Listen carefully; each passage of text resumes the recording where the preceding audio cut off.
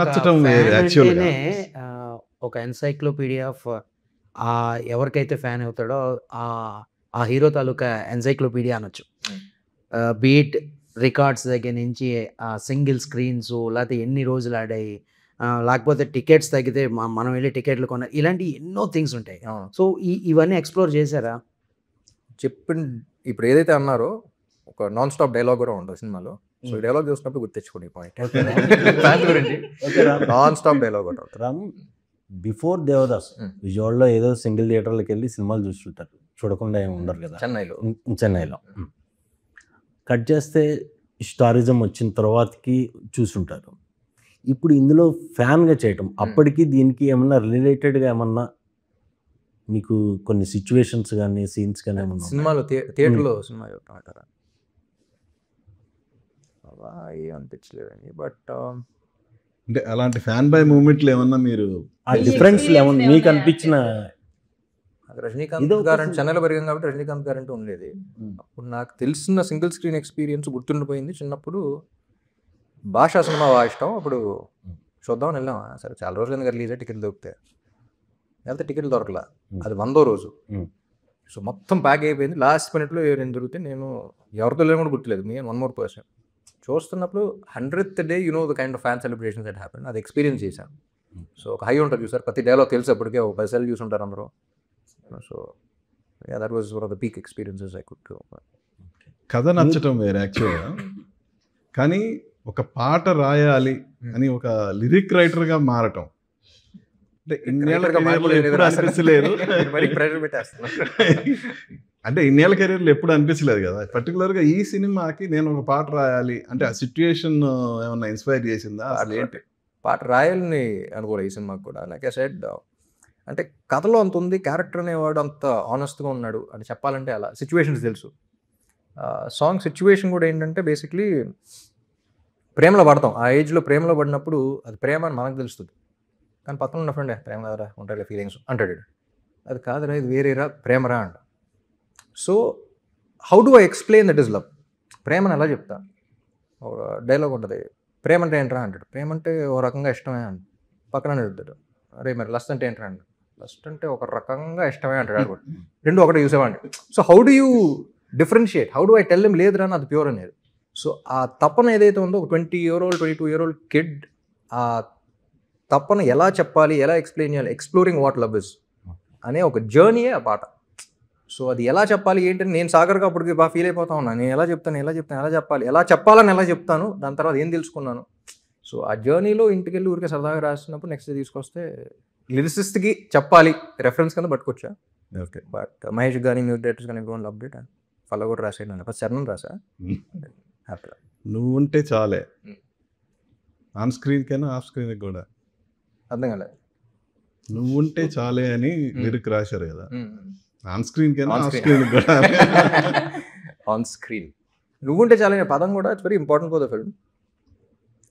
అంటే ప్రేమ అనేది ఒక డెఫినేషన్ ఉండదు, కానీ ఎవరి కాళ్ళకు ఒక డెఫినేషన్ ఉంటుంది. ఇప్పుడు మీకు లవ్ అంటే రెస్పెక్ట్ అయి ఉండొచ్చు, మీకు లవ్ అంటే ట్రస్ట్ అయి ఉండొచ్చు, మీకు లవ్ అంటే ఇంకోటి అయి ఉండొచ్చు. సో నీకేంటి మనకేంటి అనేది. సో ఐ లవ్ యూ అనే పదం ఐ లవ్ యూ అని చెప్పని అలా చెప్తాం. పీక్ అసలు ఒక అమ్మాయికి కానీ అబ్బాయి కానీ చెప్పాలంటే అసలు పీక్ ఫామ్ ఏంటి? నువ్వు ఉంటే చాలే. సింప్లెస్ట్ ఫామ్ నువ్వు ఉంటే చాలంటే ఇంకా ఉండు, your the top most priority అన్నట్టు. సో సింపుల్గా ఉండాలి, 22-year-old కిడ్ రాసినట్టే ఉండాలి, సింపుల్ పదాలు ఉండాలి, ఇంగ్లీష్ ఉండకూడదు అని నేను ఊరికే ఛాలెంజ్ కింద పెట్టుకుని రాసి. So I thought it was very beautiful experience writing. రాయాలన్న ఇంటెన్షన్తో రాయలేదు, కానీ అలాంటి అమ్మాయి ఏమన్నా Correct గా తారసపడిందా? అలాంటి అమ్మాయి ఏమన్నా తారసపడిందా? లేదు. మనోడు అడగడానికి ఇబ్బంది పడుతుంది. అందుకే నేను direct point దొరికాను. అర్థం కానంత అమాయకుడు ఏం కాదులే కానీ అది తెలుసులే. భాగ్యశ్రీ ఎక్స్పీరియన్స్ ఎలా? భాగ్యశ్రీ కనెక్టింగ్ క్వశ్చన్ ఉందండి. యాక్చువల్లీ స్క్రీన్ మీద చూస్తే కెమిస్ట్రీ చాలా బాగుంది అని చెప్పి మంచి టాక్ వచ్చింది మీ ఇద్దరికి. సో ఆ కెమిస్ట్రీ ఐ థింక్ క్యారెక్టర్స్లోంచే వస్తుంది ఆనెస్టీ అనేది. మీరు ఇష్టం అవుతున్నారో తెలుసు, కానీ ఏం లేదు, పాట రాశాను కాబట్టి ఎన్ని వచ్చినాయి. ఇప్పుడు పాట రాయలేదు, సడన్గా పాట రాసినప్పుడు కాస్టింగ్ కూడా అవ్వలేదు ఇంకా. సో క్లారిటీ కోసం. బట్ ఐ థింక్ ఆ కెమిస్ట్రీ అనేది కూడా it comes from honesty in the characters. ఒక సీన్లో ఇలా బిహేవ్ చేసి నెక్స్ట్ సీన్లో అలా చేయాలి కదా అని అలా బిహేవ్ చేయడం కాకుండా దిస్ లాట్ ఆఫ్ మహేష్ రాసిన ప్రతి క్యారెక్టర్లో ఆనెస్టీ ఉంటుంది. మీరు చూసే చిన్న క్యారెక్టర్లో కూడా అక్కడ ఆనెస్టీ ఉంటుంది. సో ఐ థింక్ దాంట్లోంచి పుట్టిన కెమిస్ట్రీ యాక్టర్స్. సో అంటే బయోపిక్ అంటే మీరు ఆంధ్ర కింగ్ తాలూకా అని కింద ఏ ఫ్యాన్ బయోపిక్ అని చెప్పి అవును. ట్యాగ్ లైన్ ఇచ్చారు కదా. ఎవరిదన్నా బయోపిక్ లేకపోతే ఎవరన్నా ఇలా ఫ్యాన్స్ కొంతమంది హీరోలు వెంట పడుతూ అంటే వాళ్ళని ఇష్టపడుతూ వాళ్ళ జీవితాన్ని కోల్పోయిన వాళ్ళు కూడా ఉంటారు. అవును. ఇంట్లో బంగారం అమ్మేయడం లేకపోతే అవును. సినిమా టికెట్స్ కోసము. సో అట్లా ఎవరైనా కలిసి వాళ్ళ గురించి వాళ్ళ జీవితాలు ఏమైనా యాడ్ చేశారు? లేదండి, అంటే బయోపిక్ ఆఫ్ ఫ్యాన్ ఇది basically love story love story కాదు, ఇట్స్ లైఫ్ స్టోరీ. సాగర్ అనేవాడు లైఫ్ స్టోరీ, వాడితో ట్రావెల్ అవుతూ ఉంటారు. So it's biopic of every fan. ఎవరు ఫ్యాన్ అయినా సరే వాడి లెవెల్లో కనెక్ట్ అవుతాడు, ప్రతి ఒక్కరు కనెక్ట్ అవుతాడు. అండ్ నాట్ ఓన్లీ ఫ్యాన్స్, జనరల్గా చూసే ప్రేక్షకులు కూడా హ్యూమన్ ఎలిమెంట్లో ఒకటి చెప్తున్నాం కాబట్టి the connect by the end of the day. This is an emotion. So ప్రతి ఒక్కడు ఫీల్ అవుతాడు అందులో. సో ఒక్క స్పెసిఫిక్ అన్నట్టు కాదు, కానీ it is a story where we're talking about that emotion. ఇప్పుడు అమ్మ కొడుకు ఎమోషన్ గురించి మాట్లాడుతున్నాం అంటే అది ఎవరైనా కనెక్ట్ అవుతారు, ఆ స్పెసిఫిక్ అమ్మ కొడుకు ఒకటే కాదు. So we're talking about beautiful emotion where everyone will connect with it and it's a human emotion by that. అంటే యాజ్ పర్ ట్రైలర్ అంటే ఫ్యాన్ దగ్గరికి హీరో వస్తున్నట్లుగా చూపిస్తారు కదా. అవును, సో బట్ ఏ హీరో కూడా అట్లా ఫ్యాన్ దగ్గరికి వెళ్ళిన 100%. సందర్భాలు మనం ఏం చాలా చూడలేదు. తక్కువ. అవును. సో అది వర్కౌట్ అవుతుంది అనుకుంటారా? అదే, that is the extraordinary event that happens. So ఏం చేస్తే స్టార్ వచ్చాడు, అది ఏంటి అనేది ఇంకొక హుక్.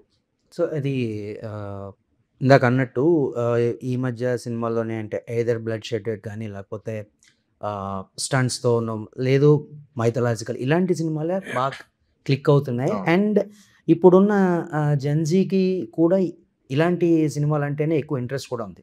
సో ఫుట్ ఫాల్స్ కూడా ఇలాంటి సినిమాలకే, దట్ టు ఇంటూ థియేటర్కి ఫుట్ ఫాల్స్ కూడా ఇలాంటి సినిమాలకే వస్తున్నాయి.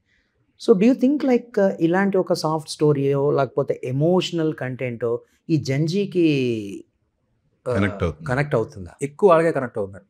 అంటే వేర్ వీఆర్ మిస్సింగ్ అవుట్ ఇప్పుడు కొరియన్ షోస్ ఎక్కువ చూస్తున్నారు అందరూ, జెన్జీ ఏదైతే జనరేషన్ అంటున్నాం. ఇఫ్ యూ అబ్జర్వ్ కొరియన్ షోలో ఏముండదు, ఇక్కడ ఎక్కువ ఎక్స్ట్రీమ్స్కి వెళ్ళిపోయి రొమాన్స్ వేరేలా చూపిస్తున్నాం, అక్కడ ప్యూరెస్ట్ ఫామ్ ఉంటుంది, చాలా సింపుల్ ఉంటుంది. చూసి వాళ్ళన్నారు చూస్తా ఈ సీన్ చూడండి, ఏం లేదు, అమ్మాయి కారు ఎక్కితే ఆడ దగ్గరికి వెళ్ళి సీట్ బెల్ట్ పెడతాడు, దగ్గరికి వస్తాడు అంతే. చూసావా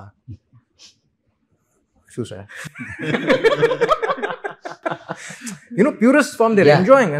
ఎందుకంటే ఇప్పుడు జెన్జీ అనేవాడు పాపం, ఇప్పుడు మనం అది చూసాం ఇది చూసాం సోషల్ మీడియా, ఇప్పుడు వాళ్ళు పెరగటమే సోషల్ మీడియాతో చూస్తారు. అంటే their emotions are not in their control. ఇప్పుడు మనకే చాలా కష్టం ఉంది, వాట్సాప్లో ఫార్వర్డ్ వస్తుంది, ఎవడో మంచి జోక్ పంపిస్తాడు, గుడ్ మార్నింగ్ అంటాడు, okay good morning, next joke పంపిస్తాడు, నవ్వుకుంటాం, మళ్ళీ స్వైప్ చేస్తాం, చూస్తే ఎవడో ఏదో మన ట్రిగర్ చేస్తాడు, రేజ్ ఫీల్ అవుతాం, మళ్ళీ చేస్తాం. అంటే ఒక చిన్న క్యూట్ డాగ్ వీడియో ఉంటుంది, ఎంత క్యూట్గా ఉంది అనుకుంటాం, మళ్ళీ చేస్తాం, మళ్ళీ ఇంకా పొలిటికల్ ఏదో వస్తుంది, ఏదేంటారా అనుకుంటాం. అంటే ఒక ఫ్రాక్షన్ ఆఫ్ 5 minutesలో ఎన్ని ఎమోషన్స్ మారుతున్నాయి మనకు. ఇదివరకు జరిగేది కదా మనకి. ఒక ఎమోషనల్ స్కూల్లో ఎవరో టీచర్ తిట్టాడంటే ఆ కోపంతో వచ్చేవాళ్ళం, మళ్ళీ తీసుకునేవాళ్ళం, బ్యాట్ తీసుకునేవాళ్ళం, కొట్టి 6 కొడతానే, ఇప్పుడు మారేది 6 కొట్టామని ఒక గంట ఉండేది. Our emotions are in our control. So జెన్జీలకు ఏంటంటే పాపం ఇప్పుడున్న జనరేషన్కి their emotions are not in the control. So they feel much more than what we're feeling. when you hit them at the right moment, that is what they want to feel. They're way more emotional than we are in this. మనకు కొంచెం control ఉంటుంది. అంటే ఆ ఫ్యాన్స్లో కూడా చాలా evolution అనేటువంటిది ఇంకోటి మీరు అందే యాక్చువల్లీ గుడ్ పాయింట్. అదే చూస్తున్నారు అనేది ఇప్పుడు నేను ఇష్మాక్ శంకర్ అప్పుడు కూడా గుర్తుంది. యాజ్ అన్ ఆడియన్గా ఫ్రస్ట్రేట్ అయ్యా. ప్రతి హీరో మంచోడులా కనపడుతున్నాడు, ప్రతి హీరో మంచిగా చేస్తున్నాడు, మంచోడు. ఇప్పుడు నేనేం చేస్తాను, నేను మంచోడు చేస్తాను. అది కాదు, యాజ్ అన్ ఆడియన్గా want to watch something wild. అసలు హీరో నాడు మంచోడు అయ్యాను, గ్రేషియస్ ఎందుకు అనుకోవడం, నెగిటివ్ క్యారెక్టర్ని చంపేయండి లాస్ట్ కావాలంటే, బట్ ఒక వైల్డ్గానే చేయాలి అనే ఆడియన్గా పుట్టిన ఫ్రస్ట్రేషనే ఇష్మాక్ శంకర్ అప్పుడు చేసింది.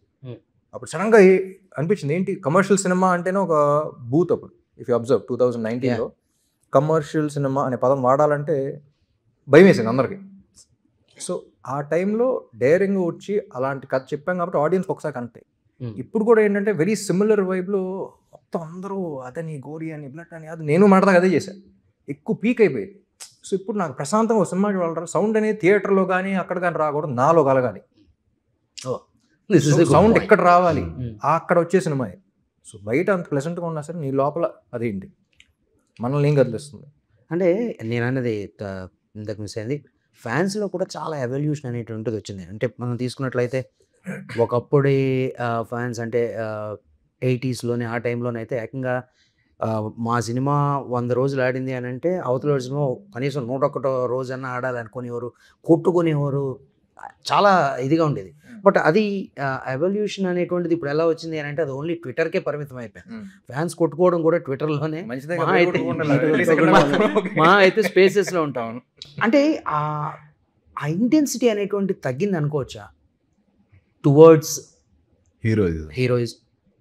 ఇంటెన్సిటీ సంగతి తెలియదు కానీ it's just different way of letting our frustration out, letting our emotions out. Frustration కన్నా ఎమోషన్ బేసిక్లీ. ఒక మనిషిని ఎంత ప్రేమిస్తే వాళ్ళ గురించి మాట్లాడితే అంత కోపం వస్తుంది.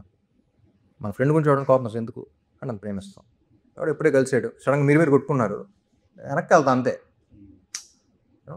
మీరు ఇంకొంచెం ముందర నుంచి తెలుసు కాబట్టి ఓకే పని ఎందుకు అవసరం అని ఫస్ట్ మిమ్మల్ని ఆపుతాను.